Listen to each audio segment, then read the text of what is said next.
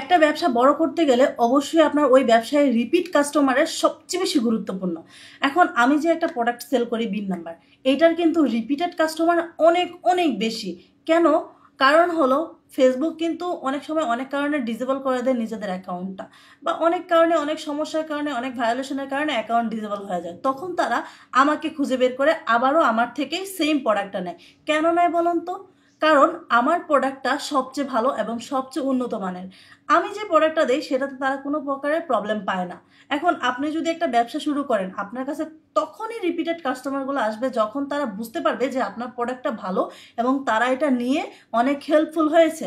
যদি আপনার প্রোডাক্টটা ওই রিলেটেড হয় বা ওরকম হয়, তখনই ওই কাস্টমারটা আপনার কাছে আবার ব্যাক আসবে এবং আপনার থেকে প্রোডাক্টটা নেবে। আর রিপিটেড কাস্টমার যাদের থাকবে না, তাদের কিন্তু খুব খুব কম পরিমাণ মানুষ আছে যারা সাকসেস পেয়েছে। রিপিটেড কাস্টমারদের দ্বারাই কিন্তু আপনার অবশ্যই সাকসেস আছে। এবং রিপিটেড কাস্টমার ছাড়াও রেফারেন্স কাস্টমার যেগুলো হয় সেগুলোও কিন্তু আপনার ওইভাবে করেই আসে। আমারও কিন্তু অনেক অনেক রেফারেন্সের কাস্টমার আছে। তো যারা চাচ্ছেন যে আসলেই বিজনেস করবেন, ভালোভাবে বিজনেসটা শুরু করবেন, তারা অবশ্যই চেষ্টা করবেন ভালো প্রোডাক্ট দেওয়ার এবং ভালোভাবে বিজনেসটা শুরু করার।